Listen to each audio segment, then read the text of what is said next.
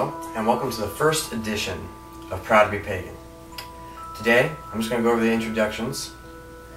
My name is Mike, and I am a pagan priest, ordained in California, and I'm also a Reiki Master in the level 3 attunement process.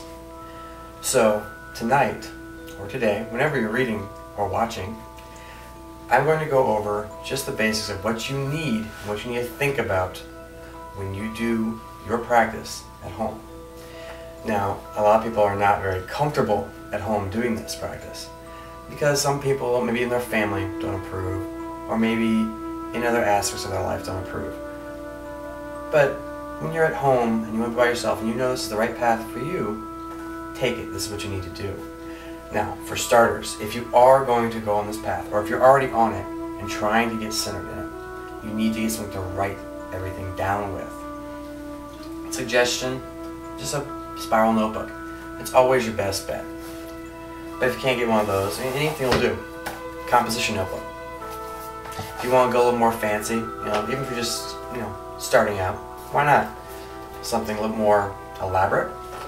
If you've been doing it for a while and you know you won't mess anything up, you have your own writing style and how you want to do everything, make it maybe just a little bit more elaborate. Why not? Do whatever you want. It's your practice.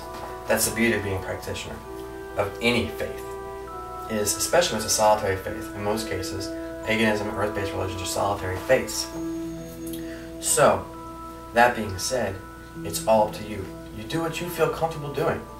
That's the basics. The bottom line of everything is you do what you feel comfortable with. So, I'm going to help you along that path today. I'm just going to start you out with a couple things to know, to have, possibly just to start you off. Water. Every religion has water in there somehow.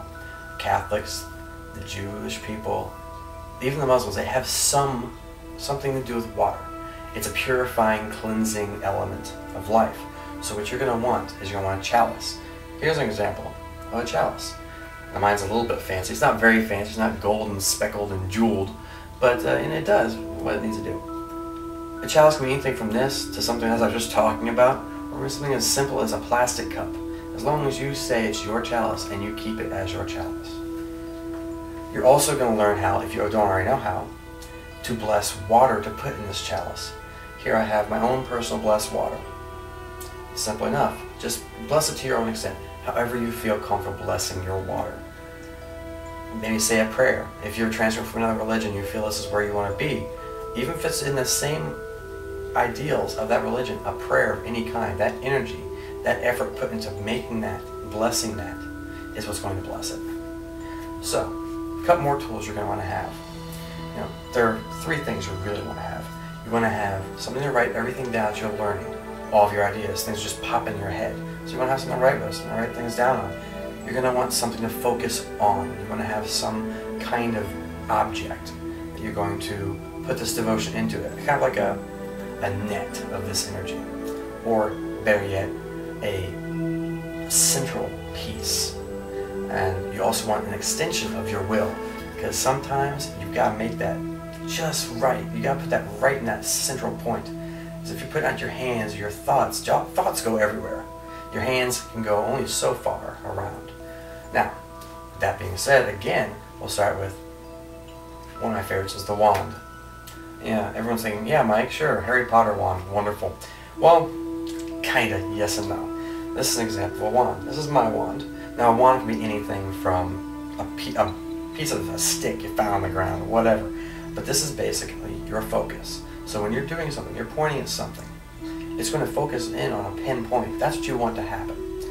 You don't want, okay, I want this to happen. It's going to go everywhere. It's a mess. I'll explain energy later, too. Now, we explain what you want to write things down on, how to pinpoint it, what to focus on. In most earth-based religions, or even I can't even say religion, some people don't follow it religiously, faith, a following, earth-based following at all, you're going to have a common symbol. This one you probably can't see very well at all. This is a pinnacle. It's basically the star, a one line interjoins the star, one line, just done. With a circle around it, representing the earth. Here is the pentagram without the circle. So here's an example that you can see. You can probably see this one a lot better. But a lot of if you're Wiccan, if you're a green faith, which is basically centered to nature, if that's what you are, you're going to have this. There are many other symbols out there. If you don't like the pentacle or the pentagram because it reminds you too much of some other darker religions, if you feel it's dark, whatever, you know, then don't use it. There are plenty of other symbols. Yeah, here's one right here in the book I just had. Anything will do. Anything at all. But that's where your central focus is going to be. So that excess energy, and again, we'll talk about energy in another episode of this, we'll be focused on that.